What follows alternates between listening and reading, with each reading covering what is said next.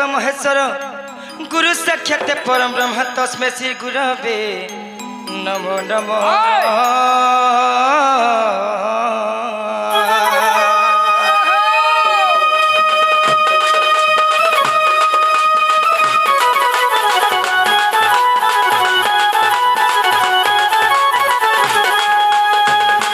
अखंड मंगलाकारं व्यक्ति जन चराचरं तत्त्ववेदसित जनम तस्मै श्री गुरवे नमो नमो।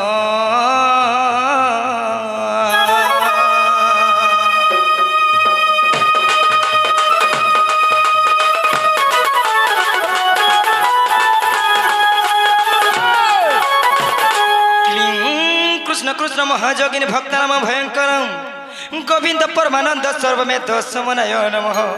आयु देहि धनम देहि विद्या देहि महेश्वरी समस्त ऐश्वर्य देहि आत्मज्ञान देहि मां परमेश्वरी।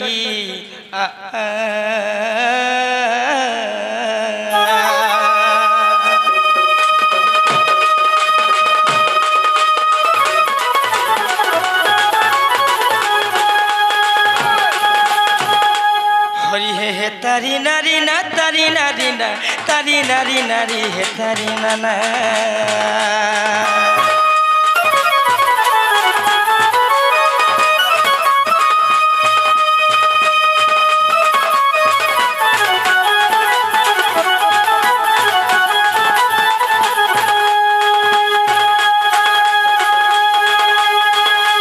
तारी नारी नारी हे तारी नाना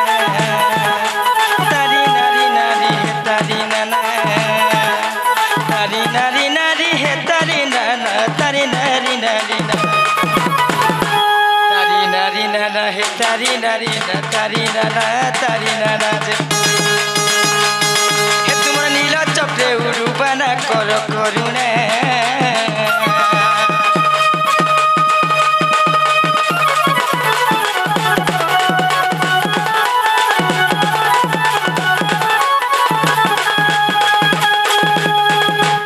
हरि हे जय श्री कृष्ण हे मुरलीधर छंदा चरण देव दामोदर।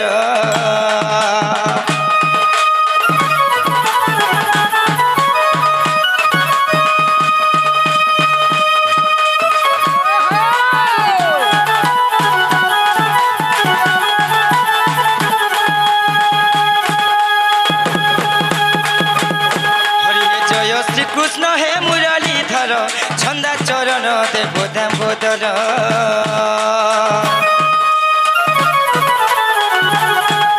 अरे गोविंद गोविंद गोविंद भाव हे गोविंद गोविंद गोविंद भाव। अरे लक्ष्मी मिलई परम पाद से पदे गरी शरण। अरे से पाद तलरे मस्तक लगाई दिन बंधु नारायण से तो निकुंज बन बिहारी घन श्याम जे।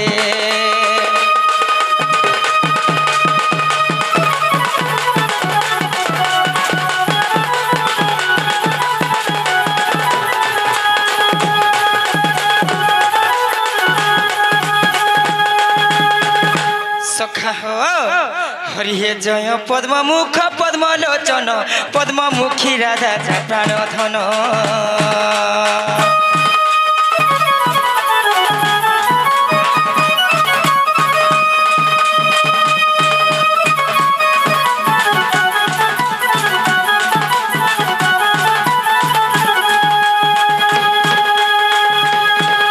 हे पद पद्मे समर्पिली शरीर पद्मे समर्पिली शरीर। यो पद्म जाते विचित चर हे पद्म नारायण। अरे परम पुरुष है जगदीश दीन बंधु नारायण नाभि पद्मे ब्रह्मा को आस्थान कृपासी तुझे।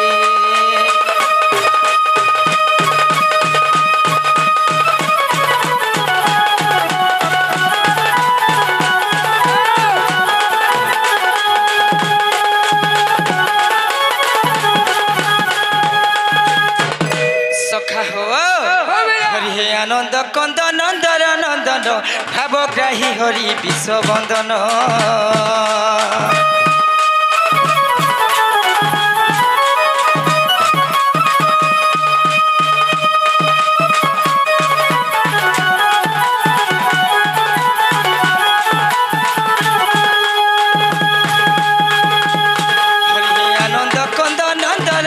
भावग्राही हरि विश्वबंदन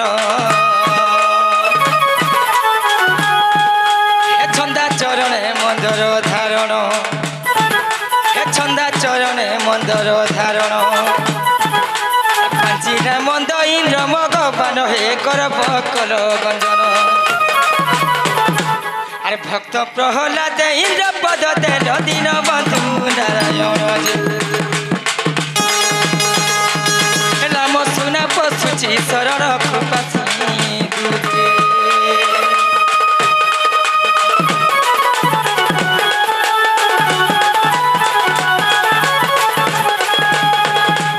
सखा हो कथा थी अच्छे रे बाबू कहीं रही नहीं रहे नहीं टी भवरंग भूमि तले सर्वे निज निज अभिनय सारी बाहुड़ी बे काल बोले संसार मध्य में समस्त जन जन कलाकार बाबू तो कण हिचे सखा जते बेला मोर सही कलार अभिनय सरी जिबारे बाबू आमे समस्त निज निज जाके फ्रिज में सखा जते लोग बे ही मंच रे दण देखु छ मोर गुरुजन लोग माने मोर माता पिता माने एवं मोर भाई भौणी माने सखा हो तो कण हिचे बाबू जते बेला मनुष्य शरीर पाइछ सखा जहर करुणारू सही विस्मय स्वरूप चिन्मय चित्तरे कारण कारण कर्तांक ग्रीष्म चाप सदृश्य बापू धोई जीवार प्रचेष्टा करबा उचित सखा तो कणहिचे सखा बाबू रे केनता कला में एही महासमुद्र पार हमारे बाबू तो काना कर्मा सखा बाबू रे कथा थी अच्छे सखा जहर मां नहीं रे बाबू तार ना नहीं न सखा जार मां छे